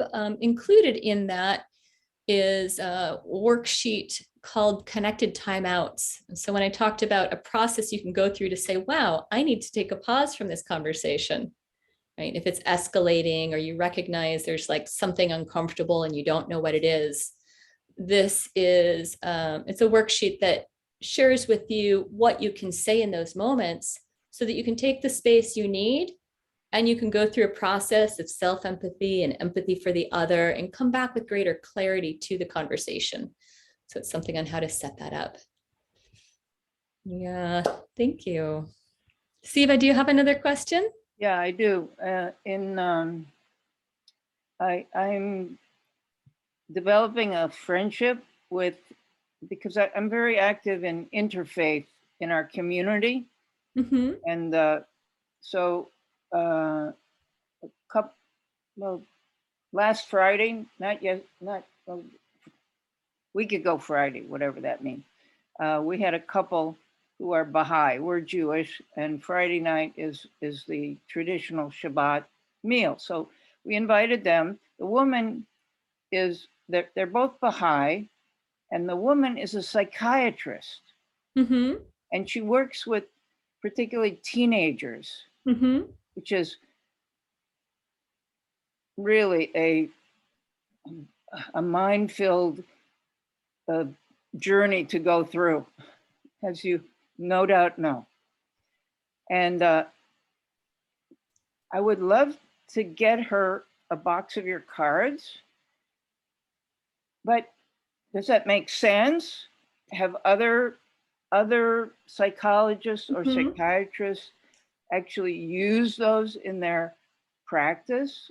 Sure. Definitely. I have known counselors, psychologists, and coaches who use them in their practice. And actually, it's a tool that's very resonant with the Baha'i faith. I'm actually a Yes. card-carrying Baha'i Yes. myself. Yes. Oh, you are So Baha'i?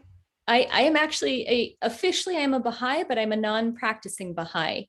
So It's, I would say from my point of view, I'm not a practice, I think NVC is a practicing Baha'i. So there are principles of the Baha'i faith that are deeply served by nonviolent communication. And the Baha'i faith teaches nonviolence. It teaches parents that you are never to yell at or strike your kids, and that it's really important to find ways to nurture their growth as opposed to the punishment reward system. So I know that Baha'is tend to be really happy with the NVC system and how it gives them alternative strategies to maybe the upbringing that they might have had. And the character strengths awareness is really important in the Baha'i faith. I know it's also important in a lot of other spiritual traditions. Just to note, where am I on the scale of forgiveness? Where am I on the scale of compassion and tactfulness and assertiveness and humor? To be able to maintain that awareness and to seek to become the next best version of yourself through assessing your character and seeing where there's opportunity to grow and more deeply embody these qualities of love. You know, the way you said that was so beautiful, because when you first were talking and you wanted to keep score, that was very offensive to me. But when you're keeping score, when you're playing golf, the language score. golf, the way you keep score in golf, is really about my growth as a golfer. Mm-hmm. It's not. It's not such a competitive thing like in tennis. Oh, right. So when I talked about character strengths and where am I in forgiveness and compassion, right. It's really my self-assessment. It's not assessing other people or I'm better or worse or whatever. Yeah, that's self-development. I'm just giving you the feedback so you can understand how, we all think that we're totally understood, but we all know we're really not. Mm-hmm. So I'm sort of reflecting to you the way my husband would hear it, and how I hear it. Thank you for sharing that piece of awareness. I appreciate that. And I want to just check in for a moment. I see that we currently have 5 more people in the room here. It looks like room 1 is totally full. So I'm just kind of checking in. Room 1 and room 13 are active. And I also just wanted to offer an opportunity for other people who are in the room here. If there's anything alive in you, especially if you haven't spoken at all, I really want to give an opportunity for any new voices to be heard.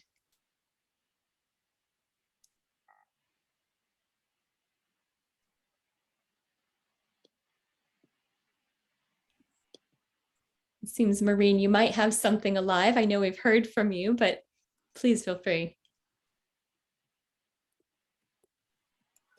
I'm lingering much longer than usual, and I appreciate the fact that you've hit on some very difficult conversation topics tonight. And it's not the only charged one, but you did something that was pretty charged. So I appreciate that courage and skills that we learned. When you were demonstrating the cards, one of the things that triggered a little bit in my mind was, especially when you just talked about rewards and punishments, is that when you were working with the cards with your son, you said, well, will you play? I want to know more about these cards myself, to share them with my grandchildren and myself. You said it in a way that you would you play these with me, and then when you get to 100 points, then we'll get the game. So yeah. I wanted to learn a little bit more about the reward system, or just a little bit more about that. And are those directions about some of those games like the poker, which I've never heard of, are they described in the booklet that comes with the cards? Yes, yes. Thank you for the questions. I love them. So the empathy poker is in this little booklet, and the point system. There are some people who would say that that's using a reward system, and I understand that argument, definitely. And then there's also recognizing that as human beings, sometimes we negotiate to find a win-win. So if I want, if I want a teenager to come over and babysit my son so I can go out for dinner, I'm not just asking them to do it for free. I'm negotiating for how much money would I be willing to pay this person for them to care for my son, right? So there's a negotiation in that way. At that time, money didn't seem like it was an appropriate thing. Also, I couldn't afford it, to be honest. As a single mom at that time, $10 was a significant amount of money. So this was a system. I knew my son really, really, really wanted to get a video game. He really wanted to get Grand Theft Auto. And I had such a strong no to that. That for me was like, wow, I just couldn't imagine it. But when I looked at how much I wanted him to play this game, and I saw that he probably wouldn't have a natural incentive to play it, because he's comparing playing this game to playing video games or hanging out with his friends or whatever else, anything else, right? So he didn't have a natural incentive, like I didn't have a natural incentive to get him that video game.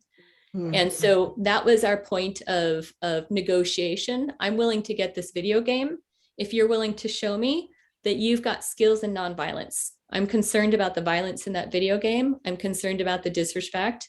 So if you can show me through playing this game that you have the capacity for nonviolence and to be respectful and to have emotional intelligence. And then there were some other things too that I had around it, but that was primarily it. I said, I'm not comfortable with it, but I'm willing. So I created something that was motivating for him. And so it was, that was our negotiation. Thank you for sharing that, because those are the fine tuning things that are really helpful to better understand for me. Thank you. Yes, you're welcome. Thank you for the question. Yeah, Siva, before you speak, I just want to check in again to see if any of the voices who haven't spoken yet, if there's anything that would like to be expressed. Just to elaborate on the same topic of. Siva, would you just be willing to pause a little bit longer so we can give space? I just want to say a title of a book, Alfie Kohn book, Punished by Reward. Yeah. That's what's in the back of my head, and you answered it. Yeah, good. Oh, well, so I'm also recognizing the time. It's 9:30, so we're actually a full hour past the end of our call. So I am inclined to end our recording, And I don't want to kick anyone out of the breakout room. So I'm thinking I'm just going to end the recording and leave the space open. So if you all want to connect, please feel free to. I'm really delighted that you stayed. I'm really delighted that this is so engaging for you, that you chose to stay. It's really meeting my value for contribution and connection and meaning and purpose. So thank you. I'm feeling a lot of gratitude. Again, you know where to find me. You got my website, you got my email. Please do feel free to reach out. Is your email inside of your website? There is an email there as well, and I wrote it into the chat. It's lovecoachkat@gmail.com. I don't see, where is it? I will put it into the chat again.